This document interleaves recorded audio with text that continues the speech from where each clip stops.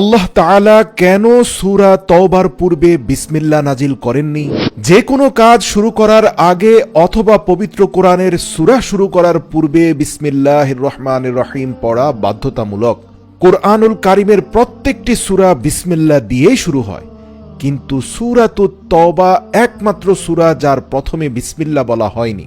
কিন্তু কেন সূরাতুত তওবা বিসমিল্লাহ ছাড়া নাজিল করা হয়েছে? এর পেছনের মূল রহস্য কি? প্রিয় দর্শক, এর আসল রহস্য জানলে আপনার অন্তরাত্মা কম্পিত হবে। এই সূরাতে দয়ার নবী, মায়ার নবী, রাহমাতাল লিল আলামিন তিনি 3 জন সাহাবীর সাথে এমন রাগান্বিত আচরণ করেছিলেন, এমনকি আল্লাহর রাসূল তাদের দিকে ফিরেও তাকাননি। একটি বিশেষ অপরাধের কারণে তাদেরকে বহিষ্কার পর্যন্ত করে দিয়েছিলেন। তারপরে তাদের এমন পরিণতি হয়েছে যা এই সূরাতে বর্ণনা হয়েছে। সূরা আত-তওবা কোরআনুল কারীমের 9তম সূরা, যেটিতে 129টি আয়াত এবং 16টি রুকু রয়েছে। কোরআনের বাকি সূরাগুলোর মতোই সূরা তওবাতে একটি গভীর রহস্য লুকিয়ে আছে, যে রহস্য যদি কোনো মানুষ জেনে নিতে পারে তাহলে সত্যি সে এখান থেকে সফলতা লাভ করবে। ব্যক্তিগত জীবন পাল্টে যাবে এই সূরার রহস্য জানতে পারলে। এমনকি এই সূরা পাঠ করে আপনি কোনো বিচারকের সামনে দাঁড়ালে অবশ্যই সেই বিচারক আপনার প্রতি দয়ালু মনোভাব পোষণ করবে। এটা এক অলৌকিক ঘটনা। অন্যান্য সূরাগুলোর মধ্যে এই সূরাটি অনন্য এবং বৈশিষ্ট্যমণ্ডিত। এই সূরার শুরুতে বিসমিল্লাহ পড়তে হয় না। সাধারণভাবে তওবার মানে হচ্ছে গুনাহকে, অন্ধকারের রাস্তাকে পেছনে ফেলে দিয়ে আলোর পথে ফিরে আসা, হেদায়েতের পথে নিজেকে নিয়ে আসা। সেই আলো যেখানে আল্লাহ তাআলার বিশেষ পুরস্কার রয়েছে, সেই আলো যা আপনাকে জান্নাতের দিকে নিয়ে যাবে। মানুষ যখন প্রকৃত আলোয় আলোকিত হয় তখনই সে তওবার মাধ্যমে নিজেকে পরিশুদ্ধ করে, সে সত্যিকার সফল হয়ে যায়। কিন্তু শর্ত হচ্ছে সে যেন এই তওবা খাস দিলে, অন্তরের অন্তঃস্থল থেকে, হৃদয়ের গভীর থেকে পরিপূর্ণ আত্মশুদ্ধির মাধ্যমে মৃত্যু পর্যন্ত তওবার উপরে প্রতিষ্ঠিত থাকার প্রতিজ্ঞা করে সে আল্লাহর কাছে ফিরে আসে।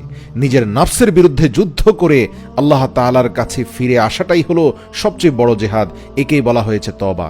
কেননা এই পৃথিবীতে সবচেয়ে কঠিন কাজ হলো নিজের সাথে যুদ্ধ করা। আল্লাহর রাসূল সাল্লাল্লাহু আলাইহি সাল্লাম এটিকে সবচেয়ে বড় জিহাদ বলে ঘোষণা করেছেন।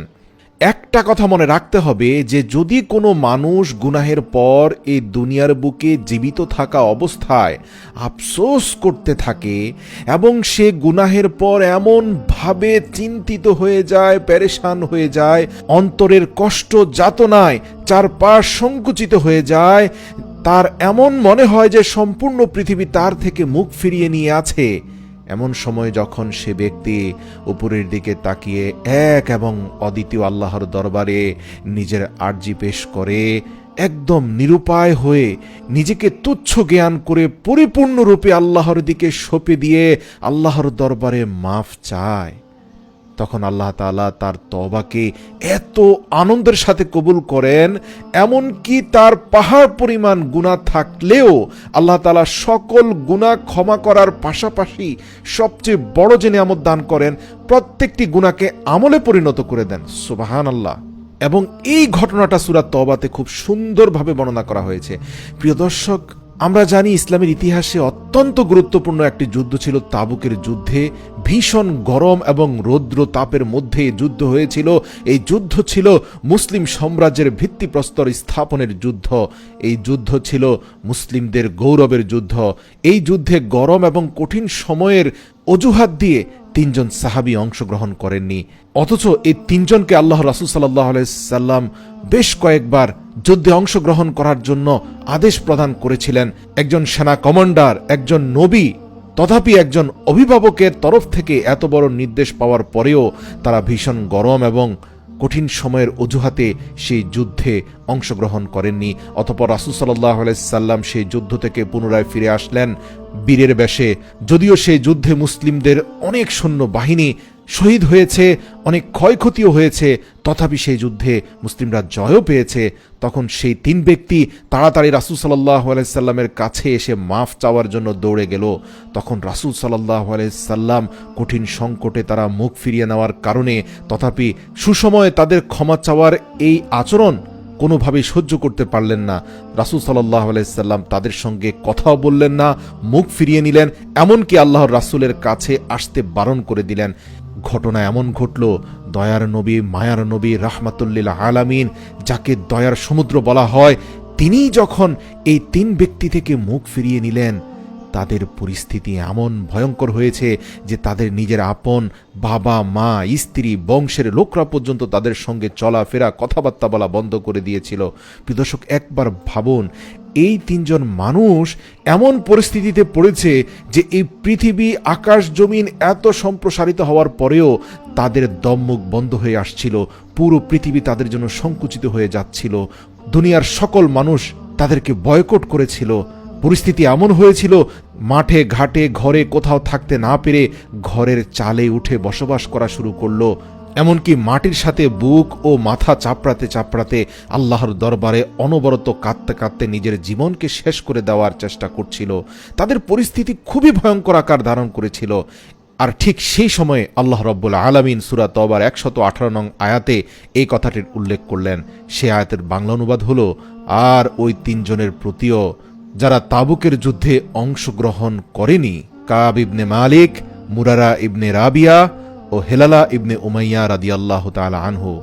আল্লাহ বলেন, তাদের অনুশোচনার আগুন তাদেরকে এমনভাবে দগ্ধীভূত করেছিল যে শেষ পর্যন্ত এই পৃথিবী তার পূর্ণ বিস্তৃতি নিয়েও তাদের প্রতি সংকুচিত হয়ে গিয়েছিল। যেই রহমান রহিম আল্লাহ এই অন্তরসমূহ সৃষ্টি করেছেন, তিনি তার প্রবল ক্ষমা ও রহমান রাহিম নামের বিস্তৃতি দিয়ে তাদের তওবাকে কবুল করে নিয়েছেন। সুবহানাল্লাহ। আর তাদের এই দুর্বিষহ জীবন আল্লাহর কাছে সহ্য হচ্ছে না, তাই তো তিনি আল্লাহর রাসূলকে আদেশ দিলেন যে দ্রুত তাদেরকে যেন কবুল করে নেওয়া হয়। আল্লাহ তাদের এই আর্তনাদ সহ্য করতে পারছেন না। সুবহানাল্লাহ। আল্লাহ বলেন, কোথাও যাদের আশ্রয় নেই, হে রাসূল, তাদের আশ্রয় আমার কাছে। আল্লাহ বললেন, আল্লাহ ছাড়া তাদের আর কোনো আশ্রয়স্থল নেই, সেখানে তাদের ফিরে যেতে হবে। আল্লাহ বলেন, হে রাসূল, আমি তাদের প্রতি অনুগ্রহ করেছি, নিশ্চয়ই আল্লাহ তওবা কবুলকারী ও পরম দয়ালু। এটাই হলো কোরআনুল কারীমের সেই একমাত্র সূরা যার প্রথমে কোনো বিসমিল্লাহ নেই। এই ক্ষেত্রে মুফাসসিরিনে কেরামরা বেশ কয়েকটি যুক্তি পেশ করেছেন। কেননা ওই 3 ব্যক্তিকে আল্লাহর রাসূল কিন্তু প্রাথমিক পর্যায়ে ক্ষমা করেননি। মানবীয় গুণাবলী আল্লাহর রাসূলের মধ্যেও ছিল। প্রচণ্ড ক্রোধ এবং রাগের কারণে তারা যতই আকুতি মিনতি করেছে, আল্লাহর রাসূল তাদেরকে দেখা না করার জন্য নির্দেশনা প্রদান করেন। এতটা ক্রোধ ছিল, অথচ তাদের আকুতি মিনতি, প্রবল আক্ষেপ, উৎকণ্ঠা আল্লাহ পাকের দরবারে এতটাই কবুল হলো, রহমান রাহিম আল্লাহ তাদের এই তওবাকে এতটাই ভালোবাসলেন যে সাথে সাথে যখন আল্লাহর রাসূল তাদের প্রতি রাগান্বিত ছিলেন, ওই অবস্থায় জিবরাইল আলাইহিস সালাম আসমান থেকে এসে নির্দেশ দিলেন, ইয়া রাসূলুল্লাহ, আপনি রাগ থাকুন কি না থাকুন, আল্লাহ রাব্বুল আলামিন কাব ইবনে মালিক, মুরারা ইবনে রাবিয়া, হেলাল ইবনে উমাইয়া এই 3 ব্যক্তির তওবা কবুল করেছেন এবং তাদের প্রতি অনুগ্রহ করেছেন। সুবহানাল্লাহ। আল্লাহর রাসূলের অভিমানকে ভেঙে দিয়ে আল্লাহ রাব্বুল আলামিন এই সূরা নাজিল করলেন এবং এই আয়াতগুলো রাসূল সাল্লাল্লাহু আলাইহি সাল্লামের মুখ দিয়েই বের করলেন, যেখানে রাসূল সাল্লাল্লাহু আলাইহি সাল্লাম তাদের উপরে অসন্তুষ্ট ছিলেন। সুবহানাল্লাহ, সুবহানাল্লাহ। মুফাসসিরিনে কেরামগণ দাবি করেন, হয়তোবা এজন্য আল্লাহর রাসূল এই সূরার শুরুতে বিসমিল্লাহ উল্লেখ করেননি।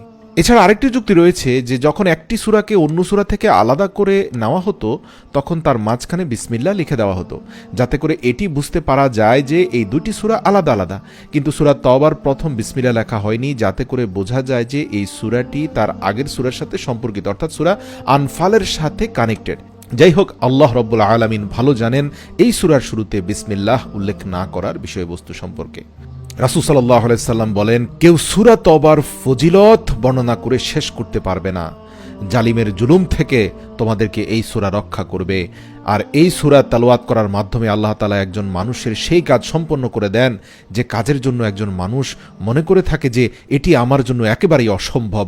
এই অসম্ভব কাজকে সম্ভব করে দিতে এই সূরা তেলাওয়াত করাটা বাধ্যতামূলক। এছাড়া হযরত আবু দারদা রাদিয়াল্লাহু তাআলা আনহু থেকে বর্ণিত আছে, যে ব্যক্তি লাকাদ জাআকুম থেকে আরশে আজিম অর্থাৎ সূরা তওবার শুরু থেকে শেষ পর্যন্ত প্রত্যেকদিন 100 বার পাঠ করবে, সে ব্যক্তি পার্থিব ও পরকালীন সকল বিপদ আপদ থেকে মুক্ত থাকবে।